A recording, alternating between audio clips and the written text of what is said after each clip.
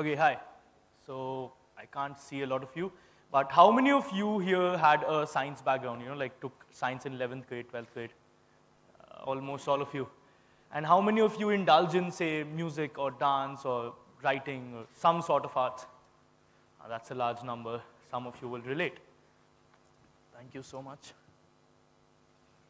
There's not much there anyway.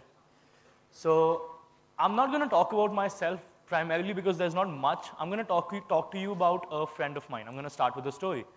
So I have a friend. He graduated from this college, IT. And, he was your 7-pointer student trying to maintain his grades, go to class, pass his classes, all of that. Sounds like your average student, right? Not really. See, this boy could write, and he could write really well. He also had a knack of asking questions. Sometimes the right ones, sometimes the wrong ones. Mostly the wrong ones. But he did this. He liked what he did, and he went on, he wrote for people, he wrote for media organizations. He became the editor-in-chief of one, the founding editor of another, and so on and so forth. And today he's studying journalism at the New York University, full scholarship, where he was offered the same course by almost all Ivy League colleges as well. I'm going to talk about this because of one thing, okay? Think. India remains to be the largest producer of engineers across the world. It's 2017 and we still have that fact with us. Now see, this started back in 1947 when, the country was in a state of rebuilding. So we needed engineers, we needed scientists, we needed roads, we needed dams. There was so much, we needed to set up some infrastructure. But today when aesthetics has already proven its role in, how consumers as a society we are, do we really not see that there is no rise in the number of art graduates across the country? That is something that we need to question. Now, you see, the reason for this is because even though the world has moved forward, we are still stuck here. We have, okay, for example, the way I asked you this question, there are people who are photographers who are engineers. There are musicians who are engineers. There are actors who are engineers. We have had an RBI governor who was an engineer. We have even had a president who was an engineer.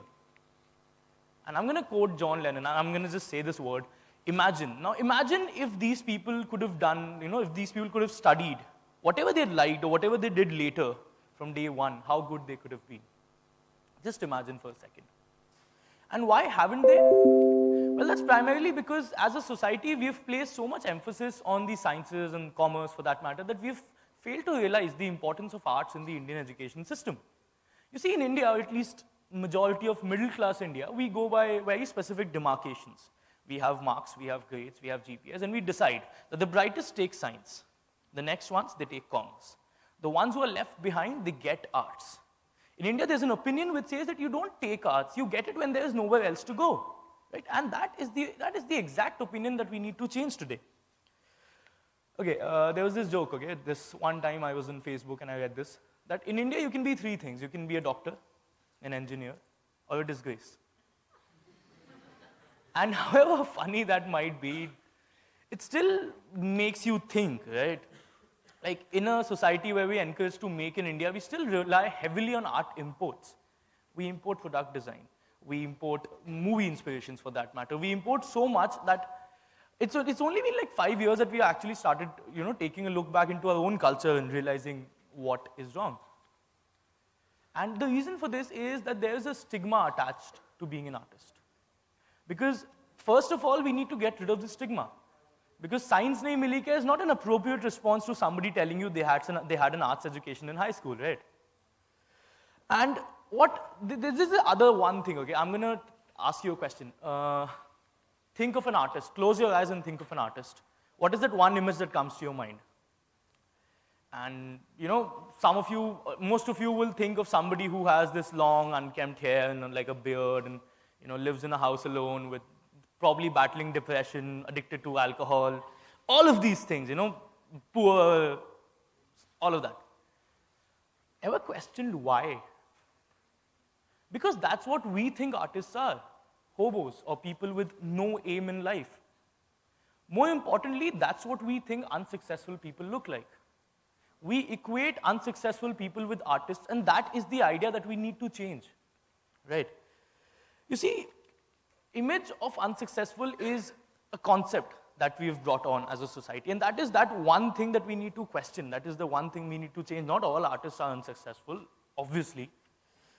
And there is this rigid bias towards the arts. And, it's understandable because we are a very practical country. We are a middle-class, third-world country.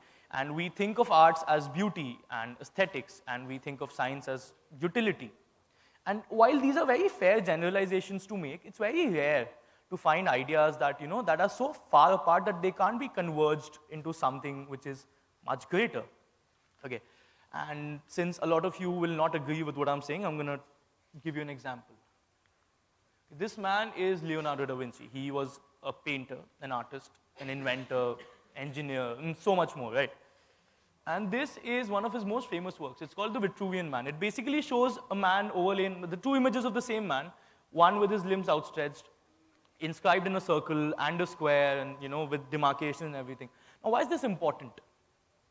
Because Leonardo da Vinci was an inventor who made art into a science. He cut up bodies just to study anatomy.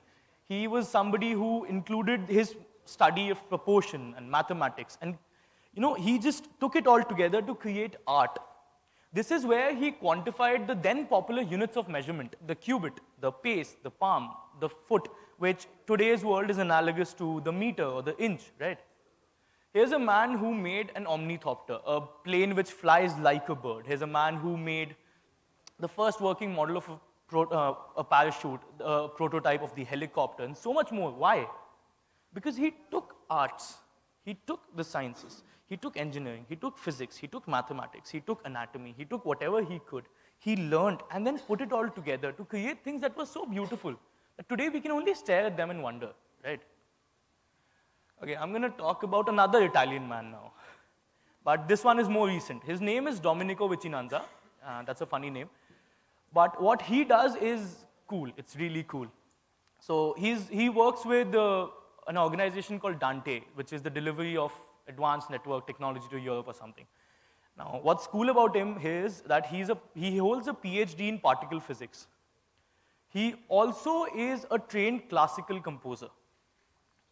And these sound very different, right?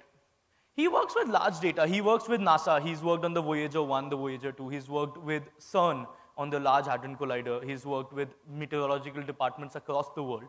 And what he does is, his job is to find anomalies in that data.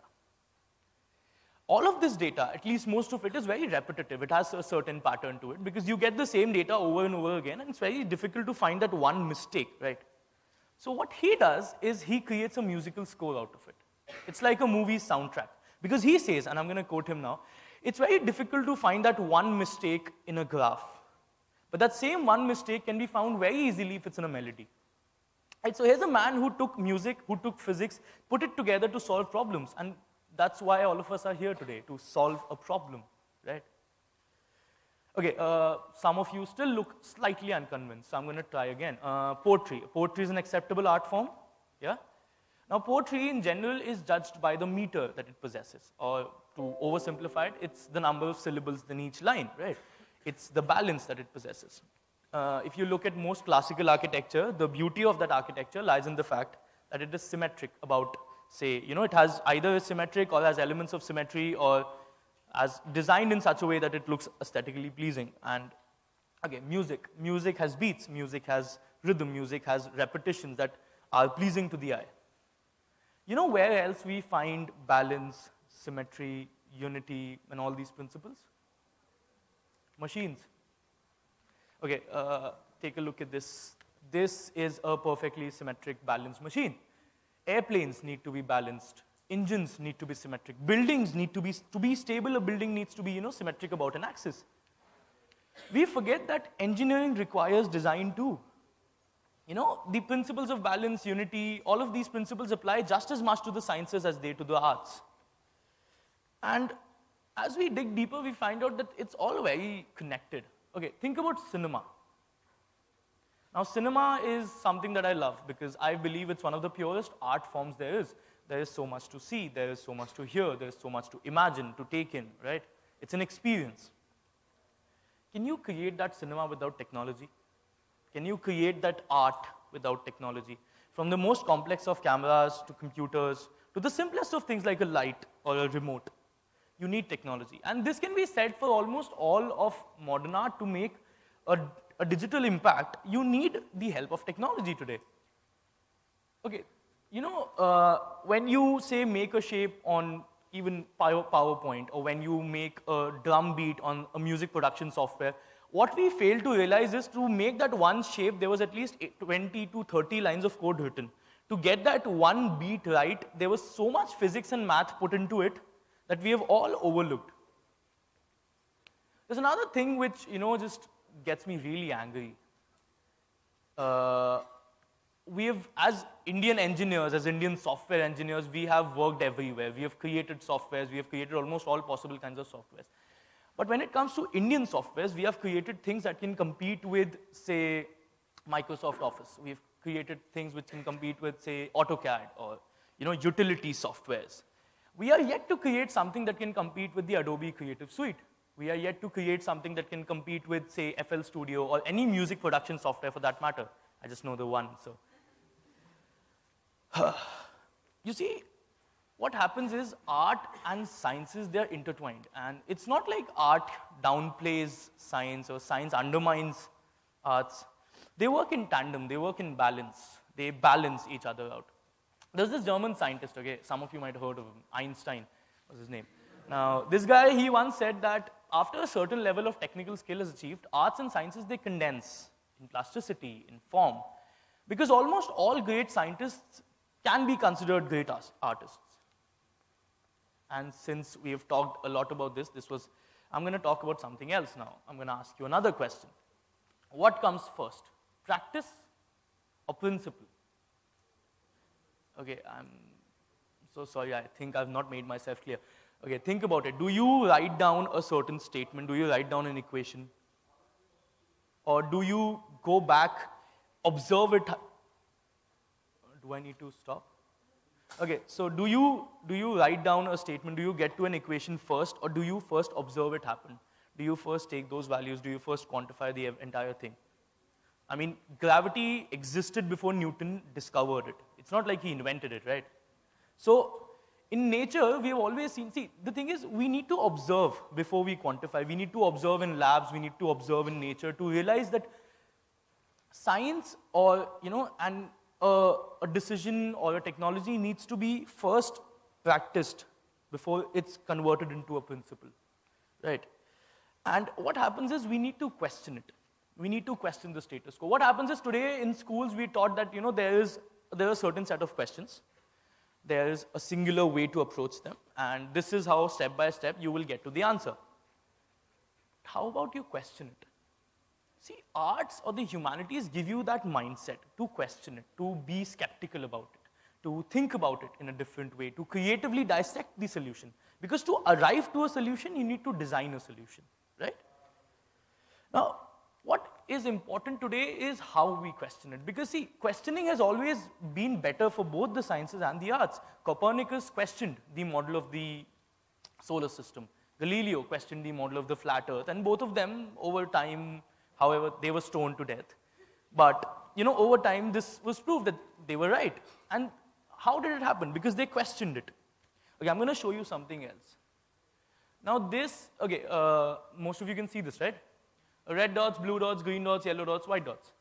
This is your current Indian education system.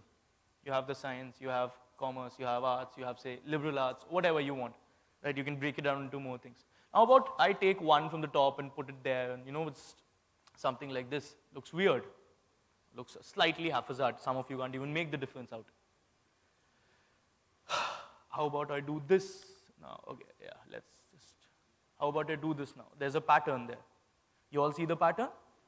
You all understand that there is two things existing together. There's a coexistence. Because that's what we need to address, right? We need to move from this lateral focus towards one field, and we need to move to a more inclusive, a more diverse, a more holistic idea of education, right? Okay, for example, in a university, some of us, like some universities already do it, especially engineering colleges. Excuse me, especially engineering colleges, you need to include the concept of minors. Because say a mechanical engineer, a major in mechanical engineer, is also a minor in music theory. He can take the principles of both of them and create a musical instrument.